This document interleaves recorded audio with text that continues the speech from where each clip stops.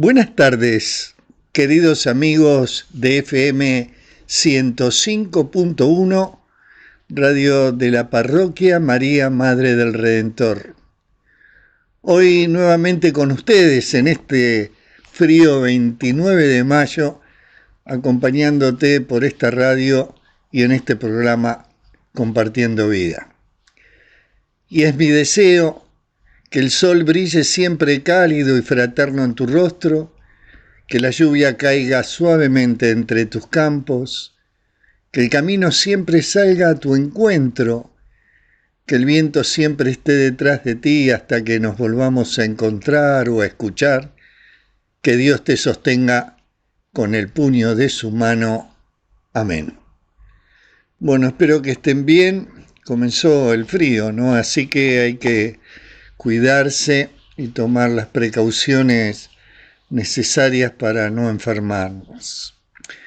Y para hoy escogí una serie de cuentos que por supuesto van a tener una reflexión final y quiero compartirlos con ustedes, espero que les guste.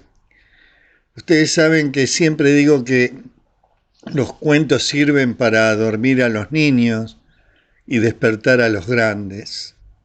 Y esto, en realidad, encierra una verdad muy profunda, ya que pienso que los cuentos son esas herramientas de reflexión y nos permiten el crecimiento personal.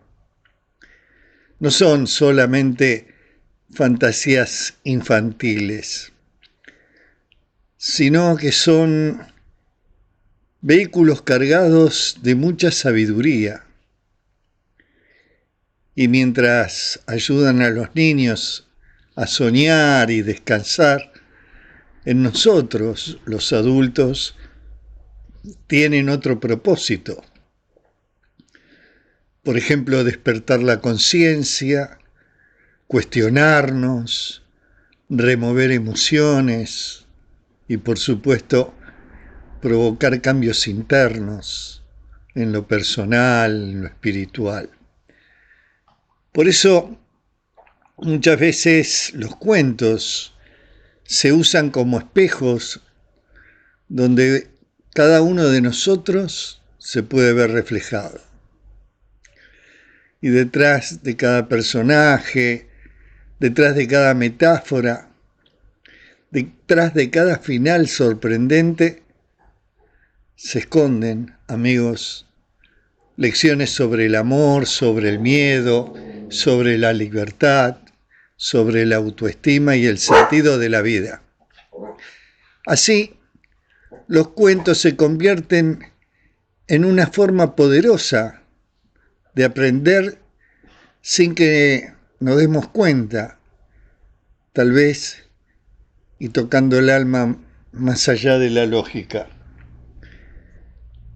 Por eso, amigos, los cuentos se entretienen, pero también pueden transformarnos. No solo nos cuentan historias, sino que nos cuentan a nosotros mismos. De un hombre que yo definiría como buscador. Porque buscador, saben ustedes, es alguien que busca, pero no necesariamente es alguien que encuentra. Tampoco es alguien que sabe lo que está buscando. Es simplemente para quien su vida es una búsqueda. Y un día, un buscador sintió que debía ir hacia la ciudad de Camir. Él había aprendido a hacer caso riguroso a esas sensaciones que venían de un lugar desconocido de sí mismo. Así que dejó todo y partió. Y después de 2 días de marcha por los polvorientos caminos, divisó Camir allá a lo lejos. Un poco antes de llegar al pueblo, una colina a la derecha del sendero le llamó la atención. Porque estaba tapizada de un verde maravilloso Había un montón de árboles, pájaros y flores encantadores. La rodeaba por completo una especie de valla pequeña de madera lustrada. Una portezuela de bronce lo invitaba a entrar. De pronto sintió que olvidaba al pueblo y sucumbió ante la tentación de descansar por unos instantes o por un momento en ese lugar.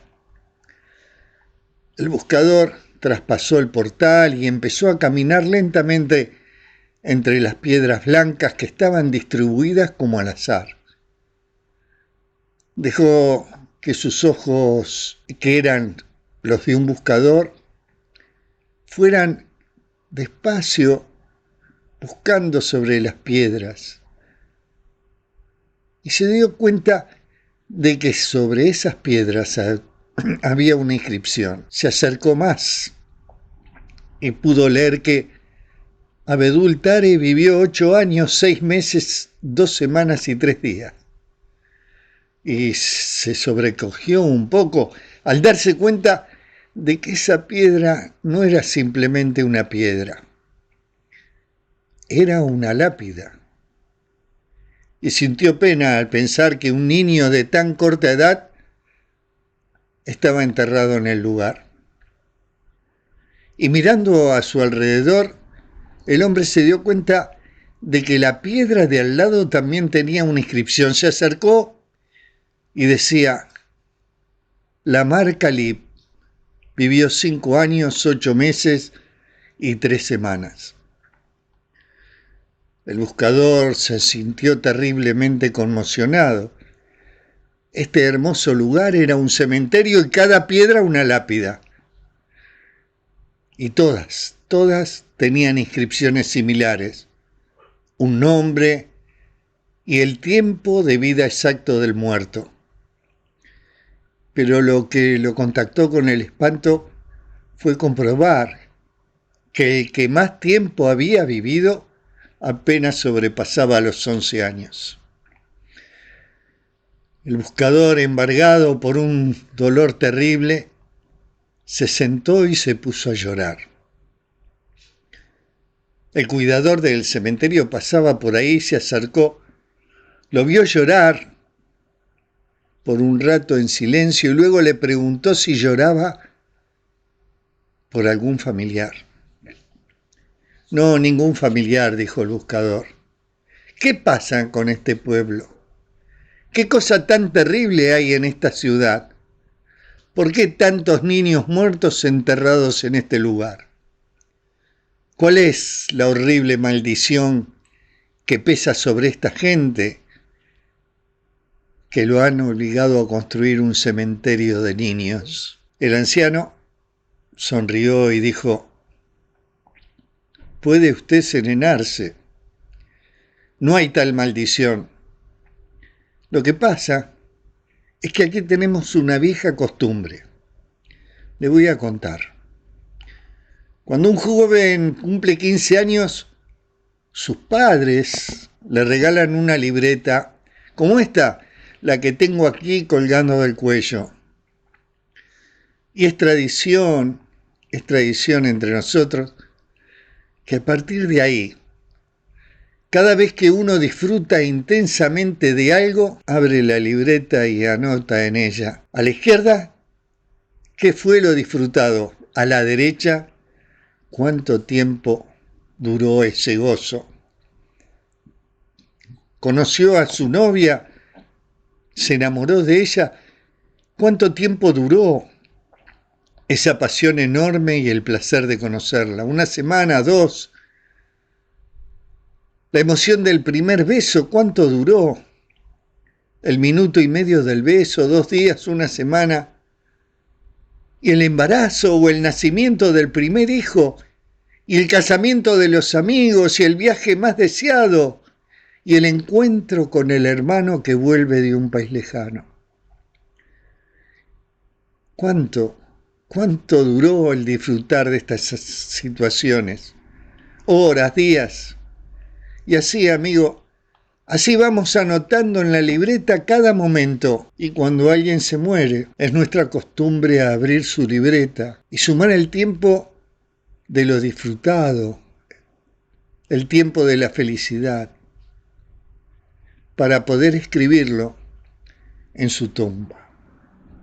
Porque en realidad ese es, para nosotros, el único y verdadero tiempo vivido. Qué importante esto, porque este buscador nos invita a reflexionar sobre el verdadero sentido de la vida. Y a través de la experiencia, amigos, vamos comprendiendo que no basta con sumar años, sino que lo importante es cuánto vivimos realmente cada momento. Y a veces estamos tan enfocados en buscar logros o respuestas fuera de nosotros que olvidamos lo esencial.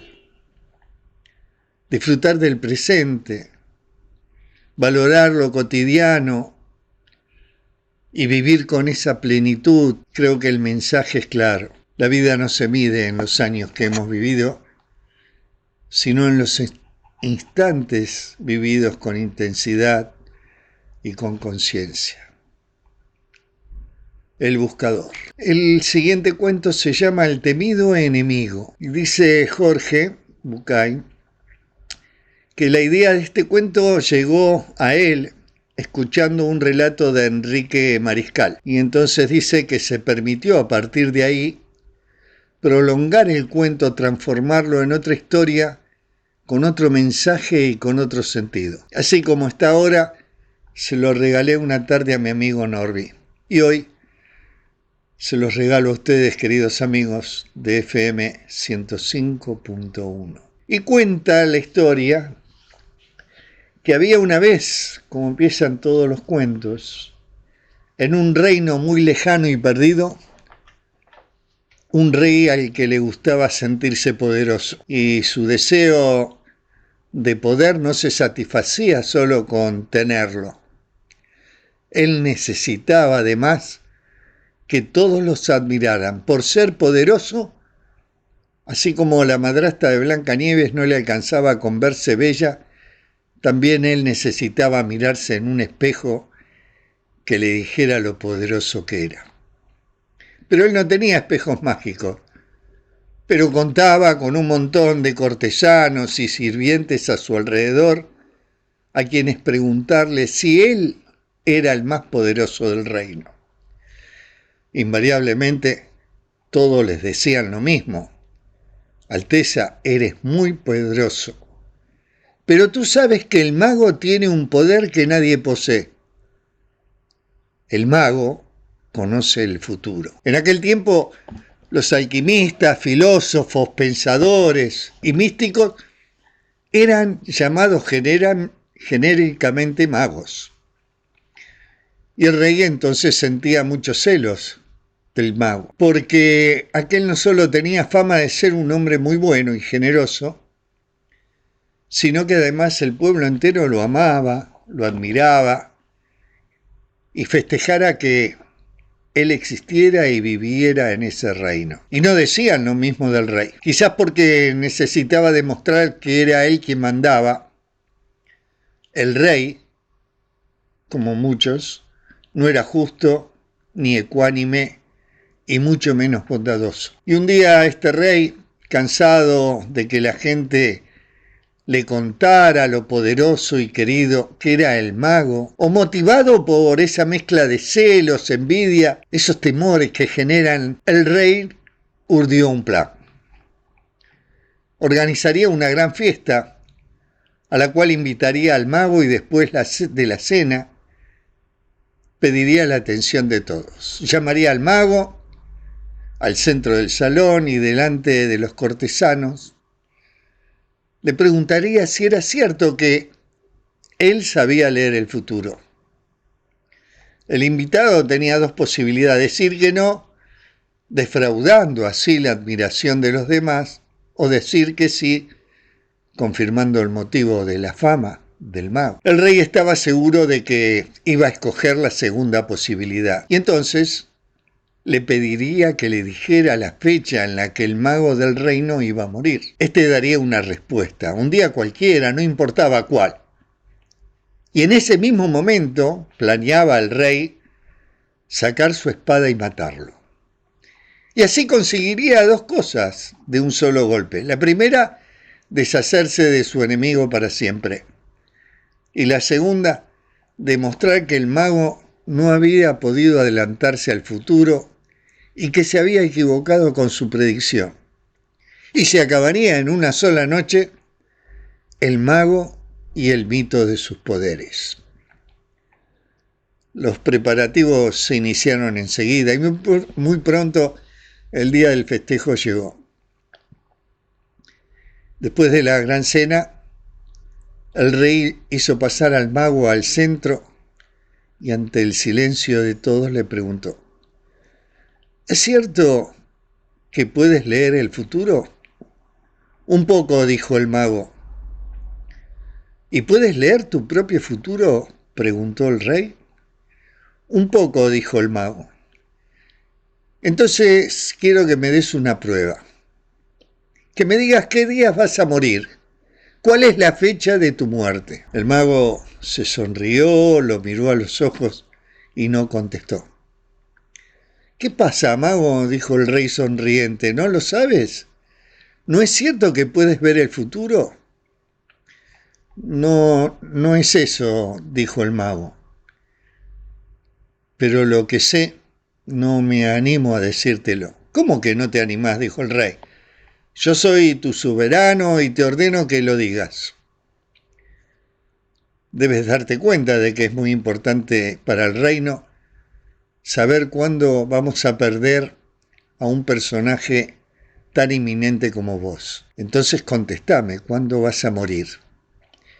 Y luego de un tenso silencio, el mago lo miró y dijo: no puedo precisarte la fecha, pero sé que el mago morirá exactamente un día antes que el rey. Durante unos instantes el tiempo se congeló, un murmullo corrió por entre los invitados. El rey había dicho que no creía en los magos ni en las adivinaciones, pero lo cierto es que no se animó a matar al mago. Lentamente el soberano bajó los brazos y se quedó en silencio. Los pensamientos se agolpaban en su cabeza y se dio cuenta de que se había equivocado. Su odio había sido el peor consejero. Alteza, te has puesto pálido. ¿Qué te sucede?, preguntó el mago. Me siento mal. Voy a ir a mi cuarto. Te agradezco que hayas venido. Y con un gesto confuso giró en silencio, encaminándose a sus habitaciones. El mago era astuto. Había dado la única respuesta que evitaría su muerte. ¿Habría leído su muerte? La predicción no podía ser cierta, pero ¿y si lo fuera? Estaba aturdido. Se le ocurrió que sería trágico al rey que le pasara algo al mago camino a sus aposentos. El rey volvió sobre sus pasos y dijo en voz alta: mago, eres famoso en el reino por tu sabiduría. Te ruego que pases esta noche en el palacio, pues debo consultarte por la mañana sobre algunas decisiones. Majestad, será un gran honor, dijo el invitado con una reverencia. El rey dio órdenes a sus guardias personales para que acompañaran al mago hasta las habitaciones de huéspedes en el palacio y para que custodiasen su puerta, asegurándose de que nada pasara. Y esa noche el soberano no pudo conciliar el sueño. Estuvo muy inquieto pensando qué pasaría si al mago le hubiera caído mal la comida, o si se hubiera hecho daño accidentalmente durante la noche, o si simplemente le hubiera llegado la hora. Por eso bien temprano en la mañana el rey golpeó en las habitaciones de su invitado. Él en su vida había pensado en consultar ninguna de sus decisiones, Pero esta vez, en cuanto el mago lo recibió, hizo la pregunta. Necesitaba una excusa. Y el mago, amigos, que era sabio, le dio una respuesta correcta, creativa y justa. El rey, casi sin escuchar la respuesta, alabó a su huésped por su inteligencia y le pidió que se quedara un día más, supuestamente para consultarle otro asunto. Obviamente, el rey solo quería asegurarse de que nada le pasara al mago. Y el mago, que gozaba de la libertad que solo conquistan los iluminados, aceptó. Desde entonces, todos los días, por la mañana o por la tarde, el rey iba hasta las habitaciones del mago para consultarlo y lo comprometía para una nueva consulta al día siguiente. Y no pasó mucho tiempo antes de que el rey se diera cuenta de que los consejos de su nuevo asesor eran siempre acertados y terminara, casi sin notarlo, teniéndolos en cuenta en cada una de las decisiones. Y así pasaron los meses y luego los años. Y como siempre, amigos, estar cerca del que sabe vuelve al que no sabe más sabio. Así fue. El rey poco a poco se fue volviendo más y más justo. Ya no era despótico ni autoritario. Dejó de necesitar sentirse poderoso y seguramente por ello dejó de necesitar demostrar su poder. Empezó a aprender que la humildad también podía ser ventajosa y entonces empezó a reinar de una manera más sabia y bondadosa. Y sucedió lo que tenía que suceder, que su pueblo empezó a quererlo como nunca antes lo habían querido. El rey ya no iba a ver al mago investigando por su salud, iba realmente para aprender, para compartir una decisión o simplemente para charlar. El rey y el mago habían llegado a ser excelentes amigos. Un día, a más de 4 años de aquella cena y sin motivo, el rey recordó aquel plan que alguna vez urdió para matar a su entonces más odiado enemigo. Y se dio cuenta que no podía seguir manteniendo ese secreto sin sentirse un hipócrita. El rey tomó coraje, fue hasta la habitación del mago, golpeó la puerta y apenas entró le dijo: hermano, tengo algo que contarte que me oprime el pecho. Dime, dijo el mago, y alivia tu corazón. Aquella noche cuando te invité a cenar y te pregunté sobre tu muerte, yo no quería en realidad saber sobre el futuro. Planeaba matarte frente a cualquier cosa que me dijeras, porque quería que tu muerte inesperada desmistificara para siempre tu fama de adivino. Te odiaba porque todos te amaban. Y estoy tan avergonzado. Y aquella noche no me animé a matarte y ahora que somos amigos, y más que amigos, hermanos, me aterra pensar lo que hubiera perdido si lo hubiese hecho. Hoy he sentido que no puedo seguir ocultándote mi infamia. Necesité decirte esto para que tú me perdones o me desprecies, pero sin ocultamientos. El mago lo miró y le dijo: has tardado mucho tiempo en poder decírmelo, pero de todas maneras me alegra.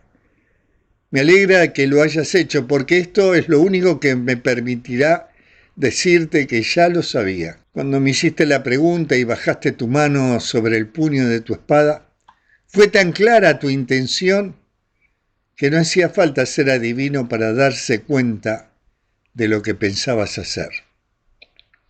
El mago sonrió y puso su mano en el hombro del rey.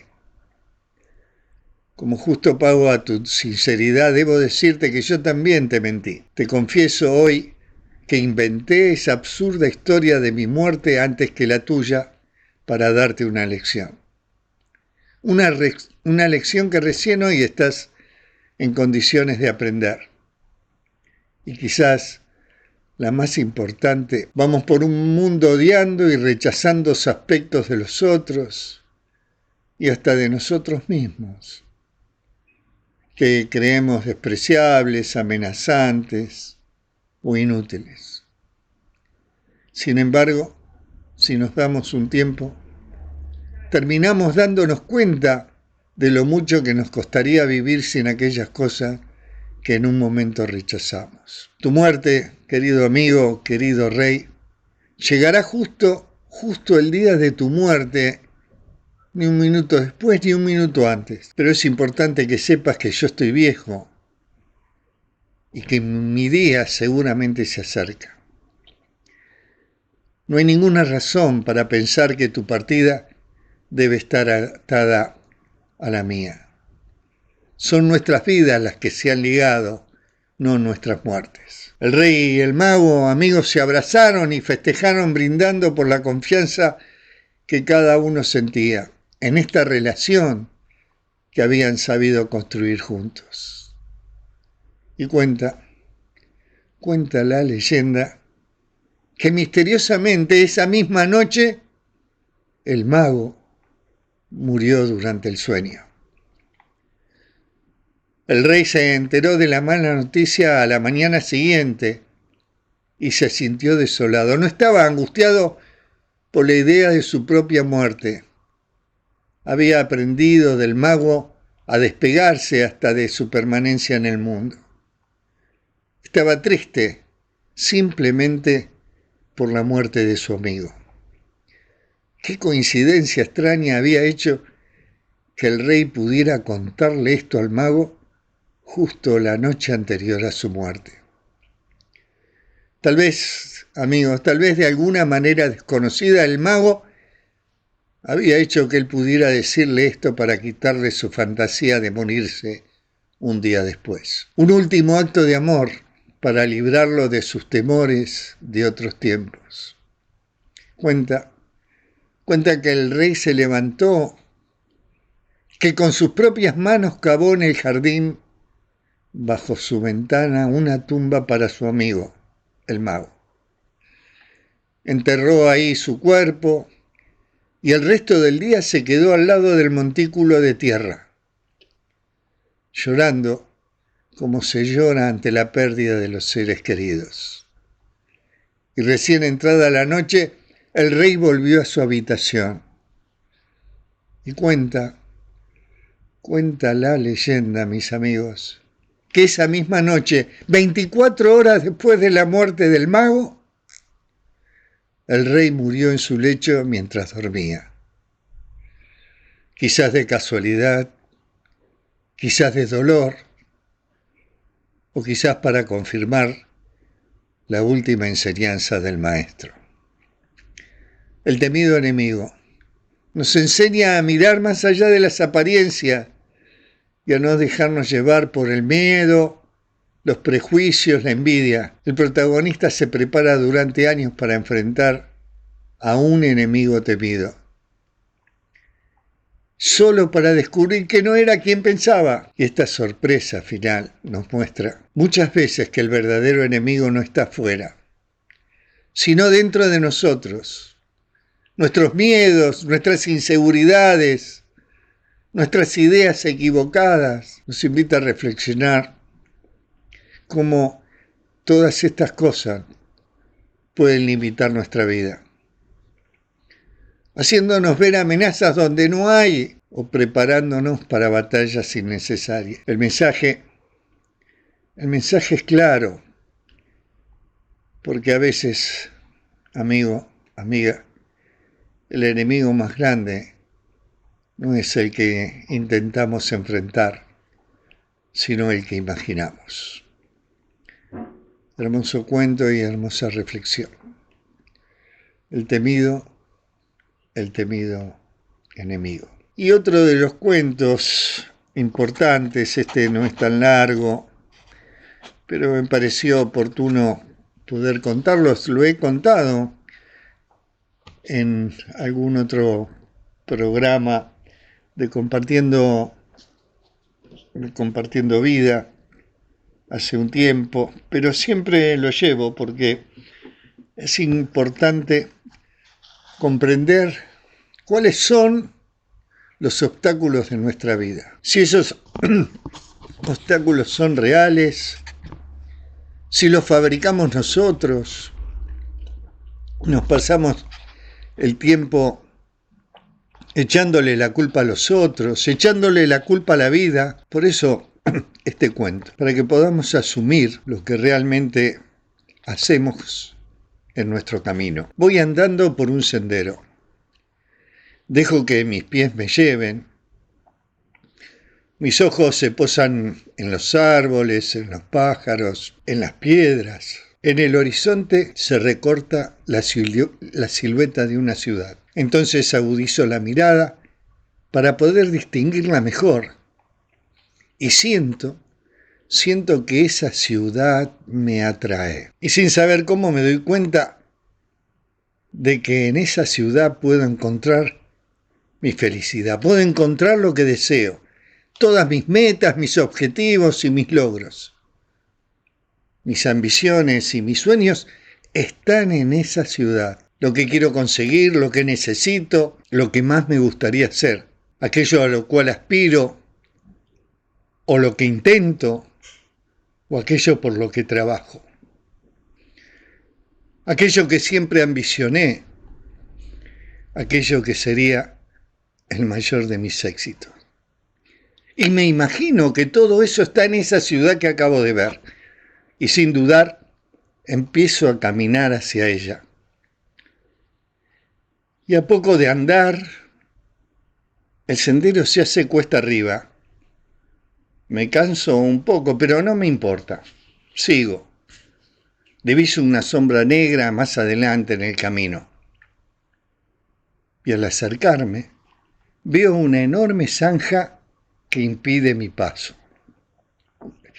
Entonces empiezo a dudar, empiezo a tener miedo. Pero me enojo pero de todas maneras, decido saltar la zanja. Retrocedo, tomo impulso y salto. Consigo pasarla. Me repongo y sigo caminando. Unos metros más adelante aparece otra zanja. Vuelvo a tomar carrera y también la salto. Corro hacia la ciudad. El camino parece despejado. Me sorprende un abismo que detiene mi camino. Me detengo porque es imposible saltarlo. Pero veo que a un costado hay maderas, clavos y herramientas.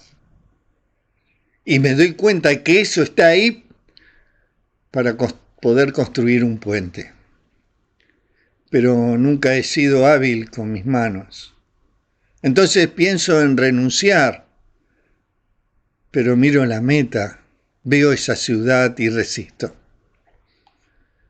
Y entonces empiezo a construir el puente. Pasan horas, días, meses, pero el puente está hecho. Emocionado lo cruzo y al llegar al otro lado descubro el muro. Un gigantesco muro frío y húmedo rodea la ciudad de mis sueños. Entonces me siento abatido, busco la manera de esquivarlo, pero no hay caso. Debo escalarlo, la ciudad está ahí, está tan cerca. No dejaré que este muro impida mi paso. Me propongo trepar. Descanso unos minutos, tomo aire. Y de pronto, veo a un costado del camino un niño que me mira como si me conociera. Me sonríe con complicidad. ¿Y saben qué? Me recuerda a mí mismo cuando era niño. Quizás por eso me animo a expresar en voz alta mi queja. ¿Por qué? ¿Por qué hay tantos obstáculos entre mi objetivo y yo? El niño se encoge de hombros y me contesta. ¿Por qué me preguntas a mí? Los obstáculos no estaban antes de que tú llegaras. Los obstáculos fueron puestos o lo trajiste vos. Qué impresionante, ¿no? Los problemas no siempre son barreras, sino oportunidades para crecer. Muchas personas se detienen ante las dificultades, mientras otras las enfrentan con creatividad, valor y determinación. Si bien los obstáculos no están ahí para bloquearnos, tal vez sí para desafiarnos, para hacernos más fuertes y ayudarnos a descubrir de qué somos capaces, de poder sacar esos obstáculos, de poder sortearlos. Por eso muchas veces el no querer superar, en no querer avanzar, se forman estos obstáculos. El no avanzar, el no creer en mí mismo, por eso debemos superarnos. En este caminar, en esta vida, superar las dificultades también es mejorar nuestros obstáculos internos, para así poder descubrir nuestros talentos, buscar soluciones, buscar caminos que no habíamos considerado de otra forma. Obstáculos. Y como un lugar en el bosque. Y esta historia nos cuenta de un famoso rabino jasídico, Baal Shem Tov, que era conocido dentro de su comunidad porque todos decían que él era un hombre tan piadoso, tan bondadoso, tan casto y tan puro, que Dios escuchaba sus palabras cuando él hablaba. Y se había hecho una tradición en este pueblo. Todos aquellos que tenían un deseo insatisfecho o necesitaban algo que no habían podido conseguir, iban a ver a este rabino. Baal Shem Tov se reunía con ellos una vez por año, en un día especial que él elegía, y los llevaba todos juntos a un lugar único que él conocía en medio del bosque. Y una vez ahí cuenta la leyenda que Baal Shem Tov armaba con ramas, con hojas, un fuego de una manera particular, muy hermosa, y entonaba después una oración en voz muy baja, como si fuera para él mismo.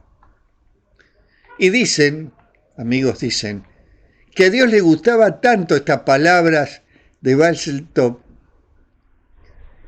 se fascinaba tanto con el fuego armado de esa manera, quería tanto esa reunión de gente en ese lugar del bosque, que no podía resistir el pedido de Baal Shem Tov y concedía los deseos de todas las personas que ahí estaban.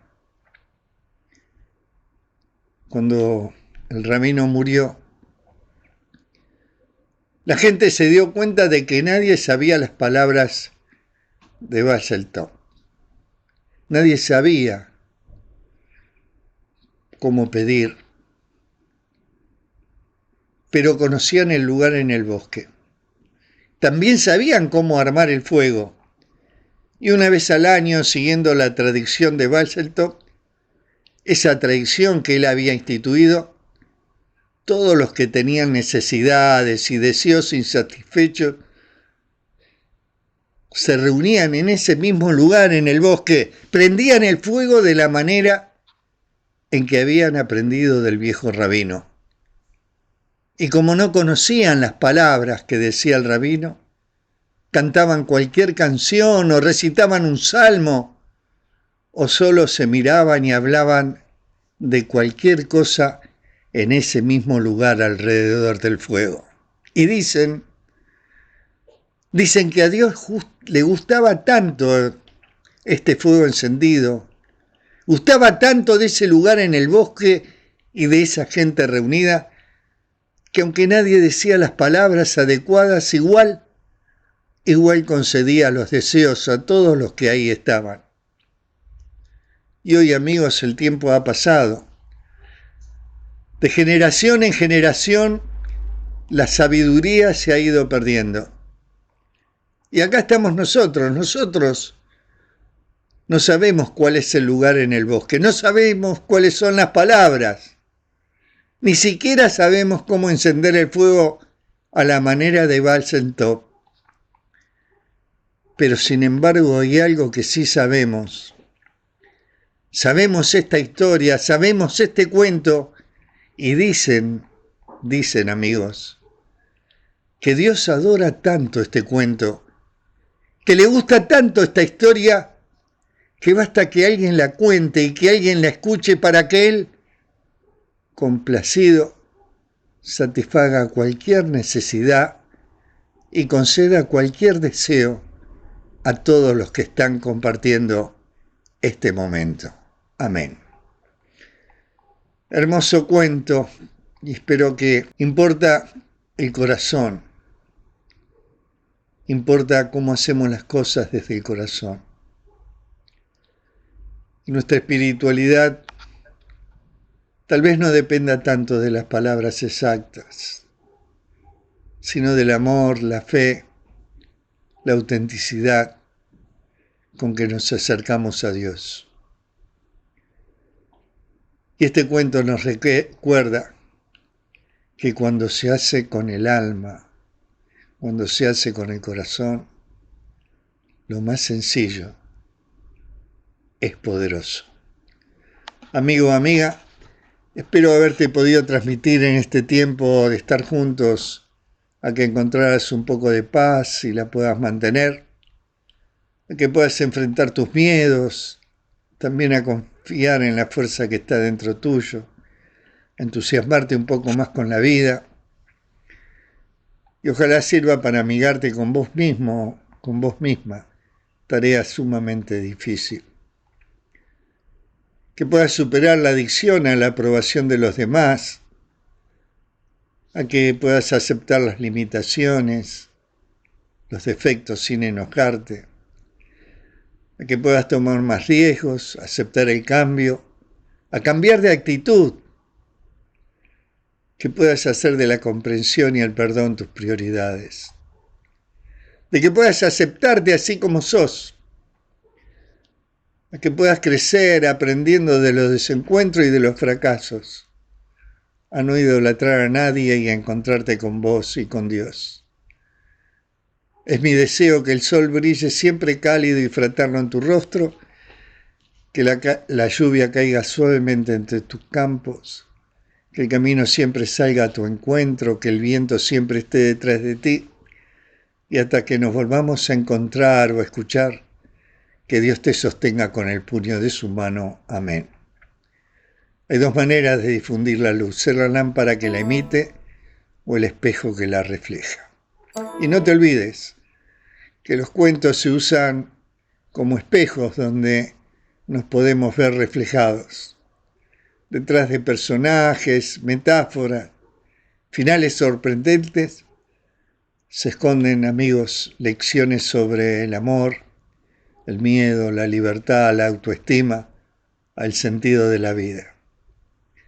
Y así los cuentos se convierten en una forma poderosa de aprender sin que nos demos cuenta, tocando el alma más allá de la lógica.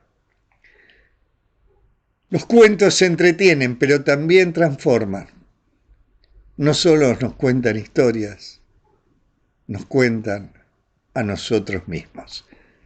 Esto es todo por hoy. Una alegría de poder haber hecho el programa. Gracias, Marina, por estar ahí al frente de los controles. No sé si había alguien más, también agradecer. Y agradecer a todos ustedes. Espero que este programa les haya gustado. agradecer también al padre Ricardo por permitirme hacer este programa. Y bueno, y si Dios quiere, nos estaremos escuchando ya en junio en este dial 105.1 en este programa Compartiendo Vida. Buena semana, que Dios los bendiga. Chao.